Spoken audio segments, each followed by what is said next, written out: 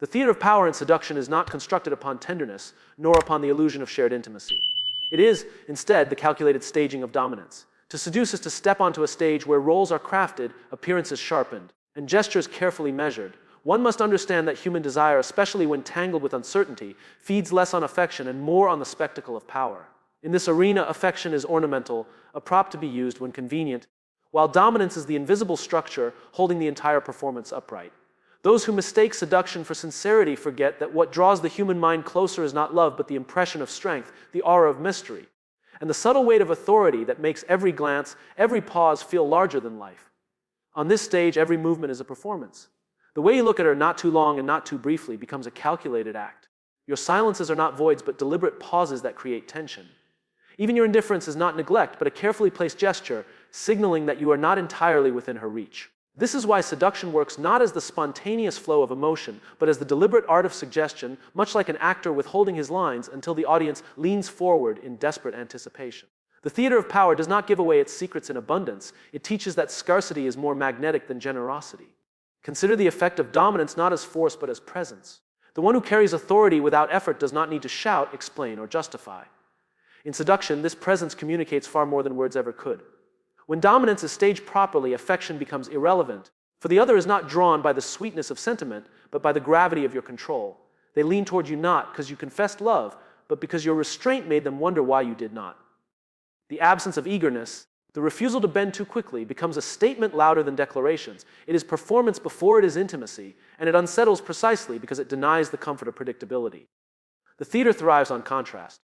A slight display of warmth followed by sudden withdrawal deepens the impression of power. The stage must never remain static, it must keep her questioning. This unpredictability is the core of the performance. For what unsettles her also binds her, and what binds her makes her unable to walk away. The mind, when trapped between desire and doubt, cannot escape. Here lies the true art of staging dominance, not in overwhelming force, but in weaving contradictions that demand attention and sustain longing. Every time she thinks she has understood you, the performance shifts, forcing her to reframe her conclusions. Each reframe pulls her deeper into your gravity, not because of affection, because dominance disguised as mystery has a stronger hold than honesty ever could. Affection promises stability, but stability dulls desire. Dominance, when staged as an elusive performance, heightens it. The woman in this theater is not responding to who you truly are, but to the character you craft with silence, pauses, and deliberate ambiguity. Seduction becomes less about connection and more about choreography, where power dictates the tempo and the other is compelled to follow its rhythm. Intimacy, if it comes, is only the final act of a play that was always about command. By the time affection appears, the stage has already been set, the dominance already established, and the performance already written into her mind as inescapable truth. The gift of uncertainty is the hidden engine of desire, the force that keeps attraction alive long after the spark of novelty should have faded. Certainty, for all its comfort, suffocates longing. When someone knows exactly where they stand, the chase ends, the mystery dissolves, and what once ignited the mind becomes routine. But when clarity is withheld, when signals remain blurred and outcomes remain unpredictable, the human mind cannot stop circling back, searching for meaning where none is offered. This is why to keep a woman bound, one must ensure she never rests in complete assurance. Instead, she must linger in the liminal space between hope and doubt, where her imagination does more work than your words ever could. Uncertainty magnifies desire because it keeps her invested. Every unanswered question becomes a seed of obsession. Was the silence indifference or calculated restraint? Was that fleeting warmth genuine affection or a test of her loyalty? Did your glance mean possession or dismissal? These ambiguities drive her deeper into the web of pursuit, because the mind abhors the unfinished. Certainty closes the story, but uncertainty keeps the story alive, compelling her to rewrite every line and reinterpret every scene. What she does not know consumes her more than what she does. This gift works because human desire is not rational. Rationality seeks safety, but attraction thrives in risk. If she is sure of your devotion, she feels secure, and in that security, the thrill withers. But if she feels she could lose you at any moment, if she senses you stand slightly beyond her grasp, she burns with a restless urgency to win what seems uncertain. Uncertainty transforms ordinary interactions into charged encounters, because every gesture could be loaded with meaning, or with nothing at all. The inability to know for certain keeps her tethered to the game. The greatest power of uncertainty lies in how it makes her chase clarity that never arrives. She invests her energy trying to decode you, thinking the next moment will deliver the answer. But the answer never comes. This endless chase ensures her mind never rests. Every gap in communication, every shift in tone, becomes another puzzle piece she feels compelled to solve. The cruel genius of this method is that the more she tries to find clarity, the more clarity recedes, leaving her only with a deeper fixation on you. What she cannot fully grasp becomes what she cannot forget. Even silence becomes a weapon under this principle. When you do not respond, she must invent the reason. Her imagination becomes your accomplice, filling the void with possibilities. Was it because you lost interest, or because you were testing her? Did you withdraw because you were occupied, or because you want her to fight for your attention? Each possibility binds her tighter, because in uncertainty, the mind amplifies both hope and fear. She fears losing what she cannot define, and she hopes to be chosen despite the shadows of doubt. This duality makes her unable to detach, because detachment would mean abandoning the answer she still craves. Certainty is finality, but uncertainty is infinity. To offer certainty is to end the chase, to give her the comfort of resolution. But to deny certainty is to keep her moving in circles around you, never satisfied, always reaching, always questioning. This is why the gift of uncertainty is the most potent in the theater of seduction. It is not cruelty for its own sake, but strategy, because desire thrives where clarity dies, and the one who controls uncertainty controls the very pulse of attraction. The weapon of absence is sharper than any display of affection, for what is withheld burns deeper than what is freely given. Human desire is not sustained by abundance but by scarcity. When something is readily available, it loses its weight, its glow, its power to compel. But what is denied, what is kept just out of reach, acquires a strange magnetism. Distance seduces more violently than presence, because the mind hungers for what it cannot hold, and the very act of withholding transforms the ordinary into the irresistible. In seduction, absence is not neglect but a deliberate strike, a weapon wielded with precision to make the other crave your return. Absence works because it awakens imagination. When you are present, you are confined by your actions, your words, your gestures. But when you are absent, you become limitless. She begins to imagine where you are, what you are doing, who you are with. These thoughts multiply and coil around her, consuming her energy without you lifting a finger. Every unanswered call, every delayed response, every unexplained silence becomes a stage upon which her mind performs its own theater of obsession. The more she fills in the blanks, the more powerful you become, for her imagination paints you larger than reality ever could. Presence satisfies, but absence disturbs, and disturbance lingers far longer than satisfaction. A gift given is enjoyed for a moment, then set aside, but a gift withheld is desired endlessly. This is why absence can cut deeper than 1,000 declarations of love. It is not about cruelty, but about control of timing.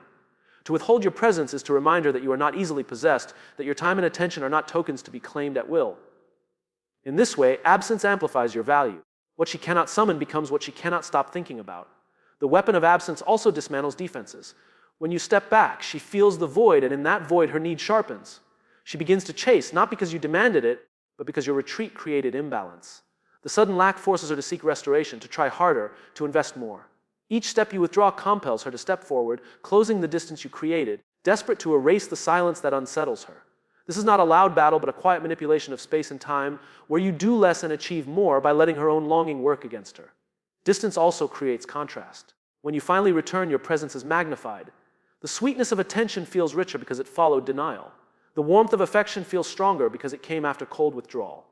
Absence, therefore, does not weaken connection. It intensifies it by ensuring that every moment together carries the memory of moments apart.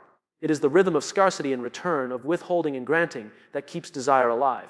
Without the valley of absence, the peaks of presence lose their height. To master absence is to understand that desire is not nurtured by constant availability. It is nurtured by tension, by the subtle cruelty of restraint. What you deny her burns in her more than what you give. The one who is always present is eventually taken for granted, but the one who disappears becomes unforgettable. In this way, distance becomes not emptiness but a deliberate stage of seduction, a weapon that strikes without touch, a force that binds more tightly than closeness ever could. The trap of contradiction is the most disorienting yet intoxicating weapon in seduction. It is the art of being a cold flame, close enough to warm but never close enough to hold. To be near yet unreachable is to turn desire into confusion, and confusion into obsession. When she cannot define what you are, when she cannot label your intentions, she begins to drown in her own interpretations. This is the paradox that weakens her defenses. You give just enough to spark her hope, then withdraw just enough to keep her uncertain. The cycle is maddening, but it is in this madness that she binds herself to you more fiercely than she ever would through certainty. Contradiction works because the human mind craves resolution. We want the world to make sense, to categorize, to interpret with clarity. But when someone behaves like a contradiction, both distant and attentive, both tender and indifferent, the mind cannot settle. Instead, it loops endlessly, replaying every word, every gesture, trying to extract meaning. Did his silence mean disinterest, or did it mean depth? Did that rare smile signal affection, or was it manipulation? Each contradiction fuels another layer of questioning, and the search for clarity becomes an addiction. The more she fails to resolve it, the more she falls into the trap. To embody contradiction is to create a rhythm of approach and retreat. When you lean close, you offer warmth, and when you withdraw, you leave her in the cold. But the withdrawal never lasts long enough for her to detach completely, and the warmth never lasts long enough for her to feel secure. This delicate balance is what makes the trap unbreakable. Her emotions swing between hope and doubt, attraction and frustration, each high followed by a low that makes the next high feel even stronger. It is not a straight path, but a pendulum, and the constant oscillation makes her unable to find footing outside your influence. The cold flame is especially cruel because it masquerades as intimacy. She feels near enough to grasp something profound, yet it slips away the moment she reaches for it. The closeness feels real, but the distance is undeniable. This contradiction forces her to question not only you but herself. She wonders whether her longing is misread, whether her instincts are betraying her, whether she is chasing shadows instead of substance. In doubting reality, she begins to doubt her own perception, and this self-doubt deepens her dependence on you, the source of the confusion. The very contradictions that torment her also make you the only one who can resolve them, even if you never do. What makes this trap so powerful is that it uses her own mind as the weapon. You do not need to dictate what she should feel or think. You only need to give fragments of contradictory signals. She will do the rest herself. Her interpretations will multiply, her hope will battle with fear, and her heart will bind itself tighter with every unanswered question. The brilliance of contradiction lies in its silence. It does not command, it does not clarify, it only forces her to supply the missing meaning. To be a cold flame is to embody paradox without apology. The allure is not in being understood, but in being impossible to fully grasp. Near enough to awaken longing, distant enough to deny fulfillment, you create a reality where she is never satisfied but always reaching. And it is in this endless reaching, in this drowning within her own interpretations, that she becomes captive to the contradiction you so carefully sustain. The silence that speaks is more devastating than 1,000 words, for what is withheld becomes heavier than what is spoken. To withhold explanation is not weakness but strategy, because the human mind cannot tolerate emptiness. When faced with silence, it rushes to fill the void with interpretations, suspicions, hopes, and fears. This is why silence becomes more eloquent than speech.